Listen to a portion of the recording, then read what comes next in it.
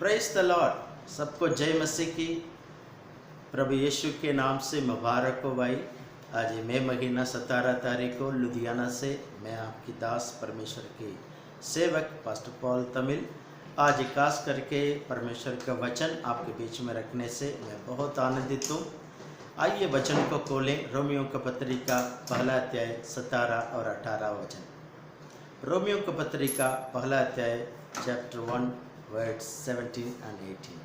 The righteous man shall live by faith. विश्वास के द्वारा धर्मी बंदा जीवन जिएगा। अन्याय और अवभक्ति के द्वारा जो मनुष्य सुसमाचार को बंद कर रखा है उनके ऊपर परमेश्वर का महामारी गुस्सा आ जाता है करके।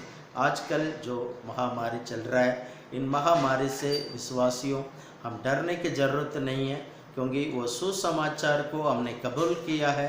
यीशु मसीह का सुसमाचार, यीशु आपके लिए शरीर में आया, हमारे लिए सच्चाई की और देदारी के रूप में महामारी के खिलाफ, पापों के खिलाफ यीशु लड़ा, युद्ध में जीता। लेकिन आखिरी दिन में प्रभु का न्याय का दंड आ रहा है। उन्होंने खुद पापों का, इंसान के पाप भरने के कारण अपने हाथ को बढ़ाकर दोबारा इस इंसान को नष्ट करने के लिए इंसान के पापों के खिलाफ प्रभु का तलवार चला रहा है। वही तलवार सुनामी के रीति से, महामारी के रीति से और कई तरीक़ा से इस दुनिया में पाप फैल रहा है। इसलिए कि उसी महामारी से हम बचने का राह को आज मैं बताता हूँ।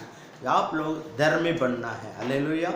धर्मी बना हुआ है। यीशु मसीह ने हमें अपने पवित्र लहू से, यूहन्ना की इंजील पहला अध्याय के 7 और 8वां वचन में हमें यीशु के लहू से धोए हुए लोग पापों की क्षमा के निश्चयता रोज पाए हुए लोगों। सुबह उठने का वक्त मैं परमेश्वर की चेहरा को देखूंगा करके दाऊद बोलता है। उसी तरीक़ा से आप लोग परमेश्वर की ईश्वरीय चेहरा, जब आप आंखें खोलोगे, सो के उठोगे, परमेश्वर की चेहरा देखने का सौभाग्य तुम्हें मिला है। इस दुनिया में बहुत सारे लोग अपने अपने ईश्वर के चेहरे में देखते हैं, उसका डर और एक भय और पापों के स्वभाव से भरे हुए, लेकिन हमारा परमेश्वर पवित्र है, हमें पवित्रता जीवन जीने के लिए सिखाता है। परंतु उस दुनिया वाले के पापों से हम नहीं सीखना है। दुनिया हमें गलत बात सिखाती है, झूठ बोलना, हमें भय रखना है। और बहुत सारे न्यूज़ चैनल देखकर हमें तो कोरोना के खिलाफ ऐसे ही घर में सभी मुँह वगैरह टक के बैठना पड़ता है। घर से बाहर ना निकलो, एक दूसरे को टच ना करो, ये ना करो, वो ना करो, बहुत सारे हैं। लेकिन विश्वासियों, धर्मियों के घर पे जय जयकार की आवाज़ आएगा, प्रभु का स्तुति करने का आवाज़ आएगा। इसलिए परमेश्वर के वचन से मैं कुछ बात आपके सामने रखना चाहता हूँ। परमेश्वर का वचन कह रहा है, भजन संगीता 47 का 9 पढ़िए।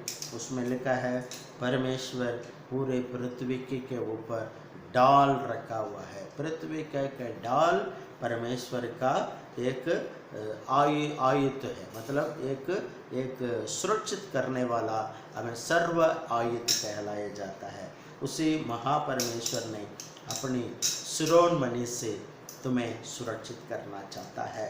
प्रभु यीशु मसीह का वचन कह रहा, भजन संगीत 91 के 4 में, परमेश्वर का सच्चाई तुम्हें डाल और सुरक्षित करने वाला चीज है। उसकी सच्चाई आपके दिल में परमेश्वर का वचन रखने के कारण तुम्हें सुरक्षित और हमें आशीष मिलेगा। और भजन संगीता हमें आगे पढ़ेगा तो 18 का 35 में लिखा है, जो प्रभु ने आपको दिया हुआ उतार के टोपी, उतार की बर्दन, उसको उठाकर जो प्रभु की आराधना करेगा, परमेश्वर की दाएं हाथ तुम्हें सुरक्षित करेगा, उसकी करुणा तुझे महान व्यक्ति बनेंगे। हालेलुया। परमेश्वर का करुणा, परमेश्वर का ग्रेस, परमेश्वर का अनुग्रह तुझ पर आने के कारण तो महान व्यक्ति बनेगा, इसमें कोई डाउट नहीं है। एफिसियों का पत्रिका 6:16 में पढ़ते हैं, विश्वास का डाल हमें पकड़ना पड़ेगा।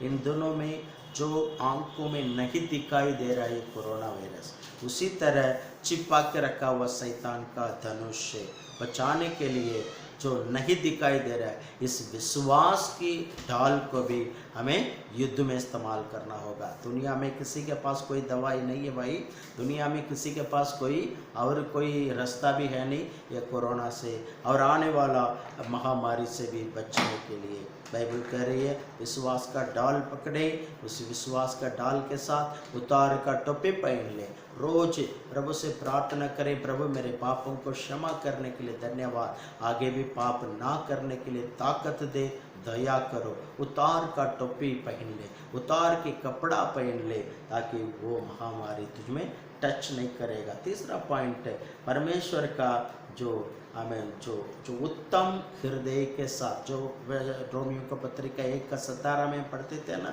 जो प्रभु तुम्हें धर्मी बनाया, उसी धर्मियों के लिए प्रभु अनंत ज्ञान रखा हुआ है। उत्तम हृदय वालों के लिए प्रभु सुरक्षित भी है।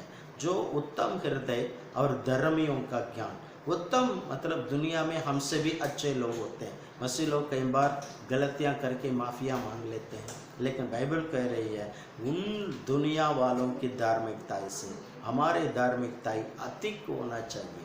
अधिक का मतलब यह है हम धर्मी बनना, उत्तम से बढ़कर धर्मी बनना, वफादारी मनुष्य से बढ़कर धर्मी बनना। धर्मी यीशु ही बना सकता है। यीशु धर्मी है, यीशु पवित्र है, हमें पवित्र यीशु ही बना सकता है। जब आप पवित्र बनेगा, विश्वासियों बाइबल कह रहे हैं एक अनंत ज्ञान प्रभु तुम्हें देगा। वो ज्ञान क्या है? दुनिया को सुरक्षित करने के लिए अकल काम नहीं करेगा, विश्वासियों को सुरक्षित करने के लिए अकल काम करेगी। यदि आप डॉक्टर हो, प्रभु आपको नया दवाई, कौन सी दवाई लिख के देना। डॉक्टर पहले हमारा बॉडी को चेक करता है, फिर बीमारी को डायग्नोस करता है, उसे डायग्नोस करने के बाद दवाई लिखता है। वो दवाई कई बार काम नहीं करता है, उसको दिमाग में प्रभु काम करना चाहिए कौन सी दवाई तुम्हें लिख कर दे दे। कई डॉक्टर्स बहुत सारे दवाई देकर हट जाते हैं। मुझे बॉम्बे में एक दोस्त है पास स्टीफन, जो यीशु हमारे साथ मिशनरी मूवमेंट चलाता है, उनके चर्च में भी 1000 लोग जा रहे हैं। वो पास्टर के एक बार टाइफाइड बीमारी आ गया, उसे टाइफाइड बीमारी के लिए उन्होंने 2 महीना तक बुखार उसको छोड़ा नहीं। वो डॉक्टर के पास जाता है, ब्लड चेकअप करता है, फिर कुछ दवाई लिख के देता है, ब्लड चेकअप करता है, दवाई लिख के देता है। वो पास्टर बुखार के साथ चर्च भी चला रहा था। एक दिन उनका फ्रेंड ने उसी डॉक्टर से हट के एक दूसरा डॉक्टर के पास लेके गया।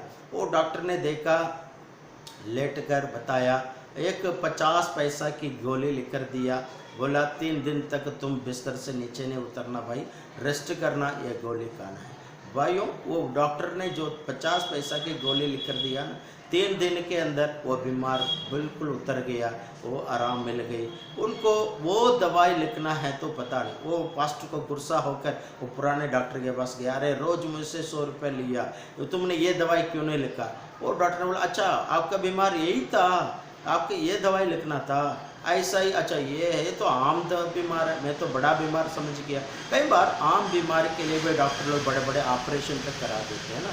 इसलिए हमें डॉक्टर को भी प्रभु ज्ञान और बुद्धि देना। जब हॉस्पिटल जाओगे, आपका डायग्नोस करके बीमारी को सही दवाई दे दे। मेरा फ्रेंड एक राजराजन जो तमिलनाडु में है, वो फ्रेंड का पत्नी को बड़ा शरीर में यूट्रस प्रॉब्लम हो गई, किडनी का प्रॉब्लम हो गया, हॉस्पिटल में लाखों रुपया खर्च कर दिया, लेकिन उन्होंने दूसरे हॉस्पिटल लेके गए थे। वहाँ पर एक डॉक्टर ने 25 पैसा की गोली लिख कर दिया, तुरंत उसको पूरे यूरिन बाहर निकल गई, शरीर स्वेलिंग सही हो गया। लाखों रुपया कहाँ 25 पैसा किया है। तो इसी तरीक़ा से एक डॉक्टर को ज्ञान बुद्धि देने के लिए भी कई बार प्रभु ने अक्ल खोलता है। आपका शरीर परमेश्वर का मंदिर है, ये शरीर के अंदर प्रभु निवास करता है। ये शरीर को हम ना तोड़ें, पाप ना करें, पवित्रता में जीवन जिए, ताकि पवित्र उत्तम हृदय वाले के अलावा पवित्र लोगों के लिए प्रभु अनंत काल का ज्ञान दे देता है।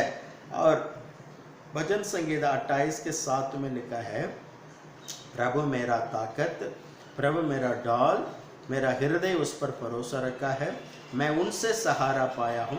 मेरा हृदय आनंद के साथ आराधना करती है, उसका नया आराधना का गीत में गाऊंगा। मतलब हमारे ताकत, हमारा ढाल कहाँ से मिलती है? प्रभु का नया गीत गाने से। नया सहारा तुम पाया। उन्होंने पाया हुआ हर एक अनमोल आशीषों को प्रभु का बोल बोल के गिन के स्तुति करने से तेरा ताकत बढ़ेगा, तुम्हें परमेश्वर डाल बनाएगा। जब अब्राहम ने डर गया था, उत्पत्ति का किताब 15 अध्याय 1 वचन और 17 अध्याय 1 वचन, इन दोनों वचन से जब पढ़ते हैं अब्राहम डर गया था, उसी वक्त प्रभु बोल रहा है मैं तेरा डाल, मैं तेरा महाताकत हूँ।